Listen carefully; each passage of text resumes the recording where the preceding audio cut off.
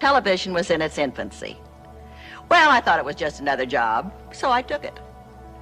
Never in my wildest dreams did I imagine what would happen to us. What if America's most beloved sitcom was built on a foundation of suffering? Why did Vivian Vance describe her experience on I Love Lucy as living in a cage? And what explosive secret about her on-screen marriage was so disturbing that she waited decades to reveal it? Today, we're uncovering the devastating truths that Vivian Vance finally exposed before her death in 1979. Confessions that will forever change how you watch I Love Lucy. For generations, I Love Lucy has been remembered as pure joy. Bright lights, endless laughter, and a cast that felt like family. Millions adored Vivian Vance as Ethel Mertz, the quick-witted neighbor whose banter with Lucy Ricardo became television gold. To viewers, she seemed to embody warmth, humor, and loyalty, the perfect counterpart to Lucille Ball's zany brilliance. But as Vivian would later reveal, this image came at a devastating personal. According to the source document, Vivian admitted that television was in its infancy. Well, I thought it was just another job, so I took it. Never in my wildest dreams did I imagine what would happen to us. What she couldn't have predicted was that the role making her famous would also become her prison. On August 17, 1979, Hollywood lost one of its brightest comedic stars when Vivian passed away at age 70. After years of battling breast cancer, diagnosed in 1973, she spent her final months in California with her husband, John Dodds, who remained devotedly by her side. But before she left the stage of life, she made sure to reveal truths about I Love Lucy that changed how fans remembered the show forever. One of the most striking things Vivian admitted was how different the off-screen world was compared to what fans imagined. For decades, audiences had believed that the cast were just like the characters they played, cheerful, close-knit, and full of genuine affection. But according to Vivian, that was an illusion crafted for television. But here's the question that will keep you watching. What was the real relationship between Vivian and her on-screen husband that made working conditions so unbearable? The most shocking truth Vivian exposed came from her on-screen marriage to Fred Mertz, a relationship poisoned from day one. When Vivian first signed on to I Love Lucy, she expected a chance to showcase her comedic talent. What she didn't expect was to be paired with William Frawley, a seasoned actor more than 2 decades her senior, as her on-screen husband. Off-camera, Vivian was vibrant, attractive, and in her early 40s, while Frawley was pushing his 60s with a rough edge from years of hard living in Hollywood. The pairing struck her as odd, and in a moment of candor, she commented that no one would believe a woman like her would marry a man that much older. That single remark became the spark of a feud that never went out. Frawley, known for having a quick temper and sharp tongue, took her words as a personal insult. From that day forward, their working relationship was marked not by warmth, but by cold disdain that seeped into every interaction behind the scenes.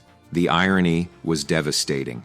According to the document, Vivian later admitted, "Bill and I never got along. From the very beginning, we simply couldn't stand each other, but we were actors and we did our jobs. The funny thing is, people thought our bickering was love. It wasn't. It was the only real thing about Fred and Ethel." For millions of fans, Ethel Mertz became the symbol of a typical 1950s housewife, slightly frumpy, practical, and always ready for misadventures. But this image came at a personal cost that was carefully enforced by Desilu Productions.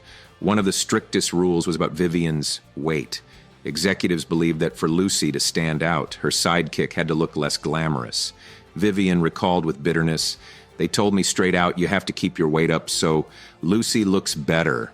Can you imagine how that feels for a woman? Off-screen, Vivian was naturally stylish and enjoyed dressing elegantly, but producers didn't want Ethel to be attractive. She admitted, "It was humiliating. I had to fight my own instincts. I knew I looked better thinner, but the studio didn't want me that way." Her wardrobe and makeup were deliberately chosen to reinforce this frumpy persona.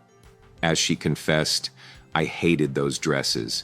They made me feel 10 years older every time I put them on, and the wigs, the powder. They took away every bit of glamour I had. The physical demands were brutal. Each episode began with table reads, then moved into full blocking rehearsals that stretched late into the night. As Vivian put it, we sweated over every laugh.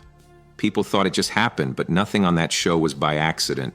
The schedule was relentless. Monday through Wednesday rehearsing, Thursday camera blocking, Friday live taping. She explained, you could hear the audience breathing with you. If they laughed, it carried you higher. If they stayed quiet, your stomach dropped. Vivian revealed, I would lie down at night and still hear the laughter ringing in my head. It never really left you. A single missed cue could ruin an entire scene. As she put it, the pressure to be funny is the hardest pressure there is. It wasn't enough to be good. You had to be perfect every Friday night. Despite being surrounded by laughter and success, Vivian privately battled demons of her own. Fame had brought recognition, but also isolation.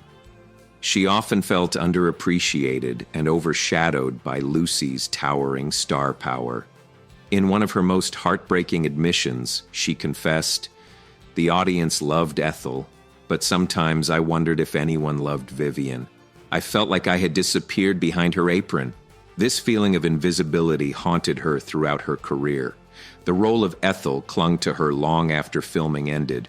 Offers for new projects rarely came, and when they did, they were often similar roles. She lamented, the thing that made me famous also made me invisible. Producers didn't see Vivian Vance. They only saw Ethel. She described her situation with painful honesty. It was like being locked in a room where the walls kept closing in. I couldn't step outside of Ethel, no matter how hard I tried. And perhaps most devastatingly, people think you're living a dream, but sometimes it feels more like a cage. Vivian Vance's courage in revealing these truths before her death in 1979 pulled back the curtain on one of television's most beloved shows, showing us that sometimes the greatest performances come from the deepest pain. While she never denied her gratitude for the opportunity, she made it clear that the laughter on screen had come at a price few could imagine.